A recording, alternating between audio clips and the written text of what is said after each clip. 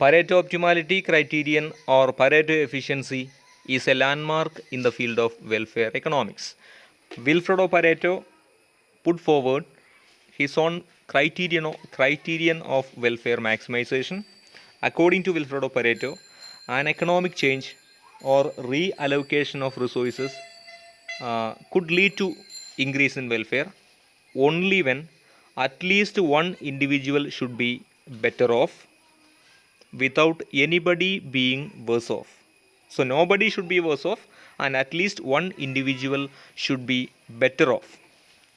At least one individual should be able to increase the utility, and other individual uh, at least should remain unaffected. Then only the welfare will increase according to Wilfredo Pareto.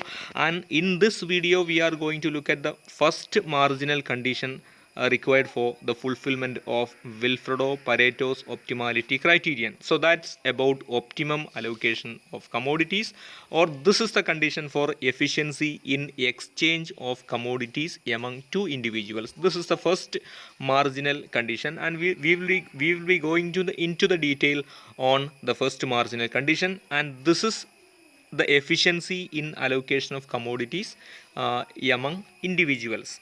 And here we have in our simple economy model, we have two commodities, commodity X and commodity Y, and two individuals in the society. And so we will be looking into we will be examining whether an economic change leads to increase in welfare or decrease in welfare.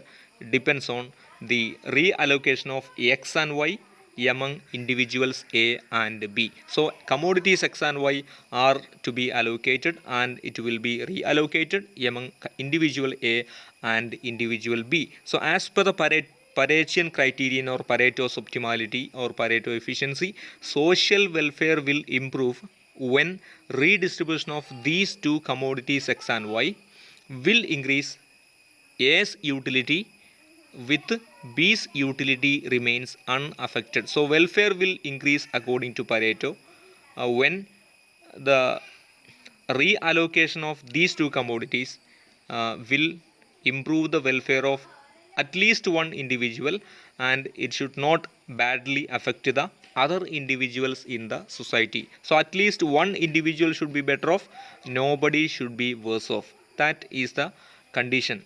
So this is the first marginal condition for Pareto optimality, and this is also called the marginal condition.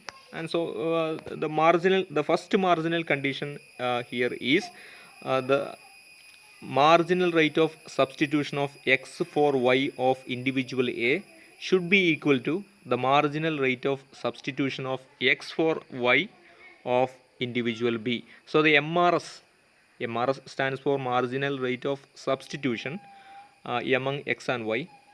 So MRS between two goods X and Y should be the same for both individuals in the society. So here at least one individual should be better off without making other individual worse off.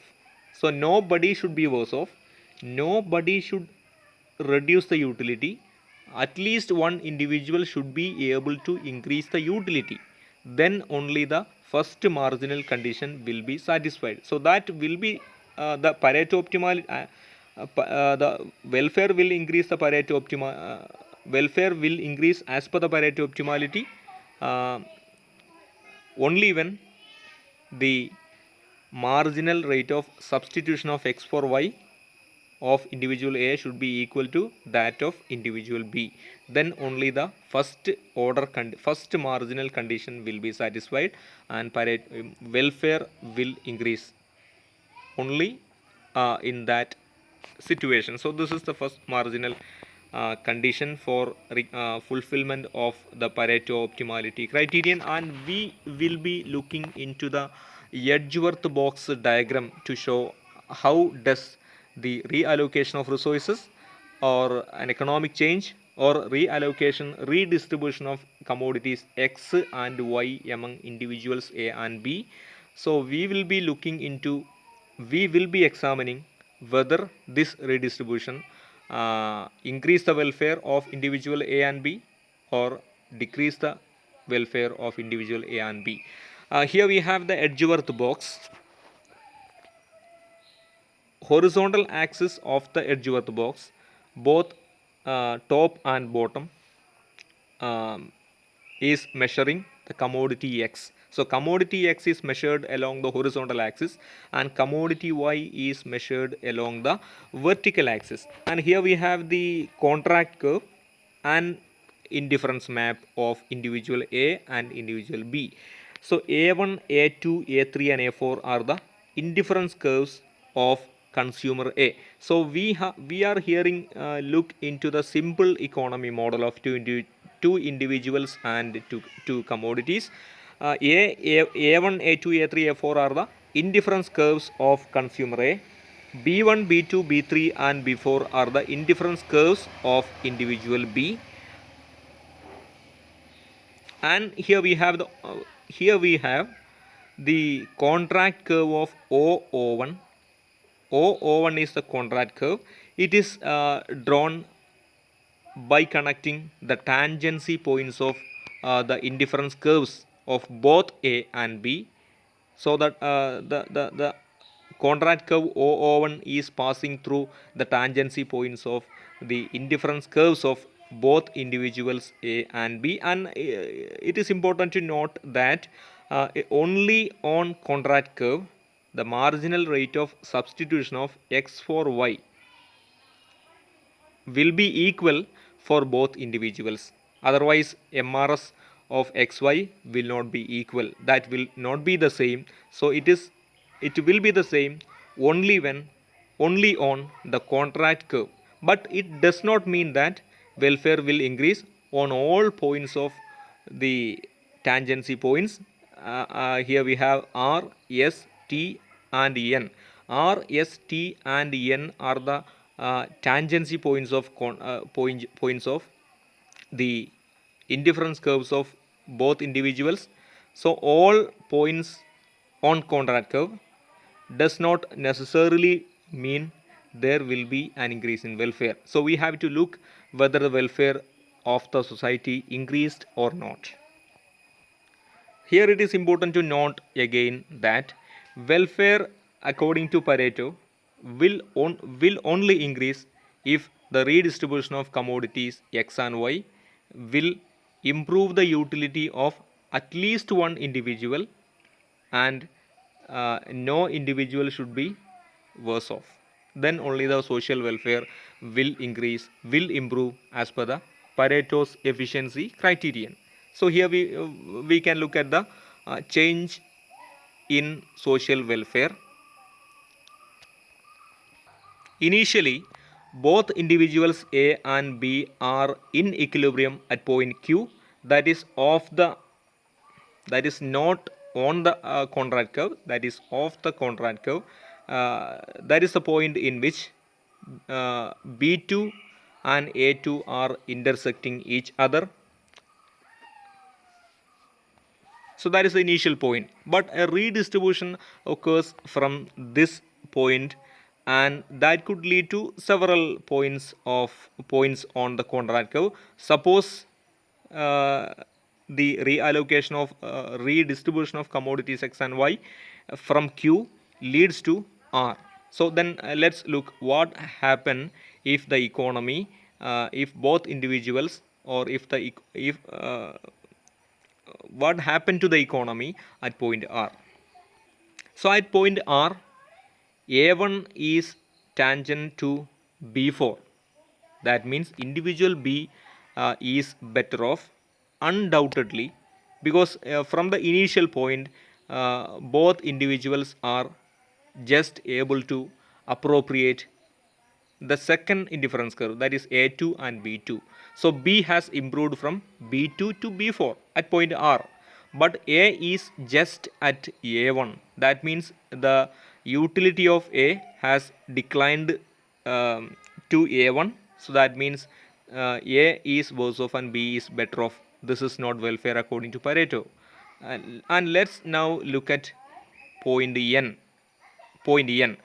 So at point N, the indifference curve of A4 is tangent to B1. That means individual A is better off as individual A increased his utility from B2 to A4. That means there is an increase in utility substantially in case of individual A. A is better off. So, but B is worse off. How it is worse off? Individual B in the initial level it was B2 but declined to B1. That means there is a decline in utility of individual B. So B is worse off and A is better off. So both points R and N are not the points of social welfare maximization according to Pareto. So that should be avoided. So let's look at the other 2 points S and T. So look first at S. So at point S, the both indifference curves are tangent. So A2 is tangent to B3. That means A2 individual A remains unaffected as he is not changing his position from B2 from A2 in the initial level at Q.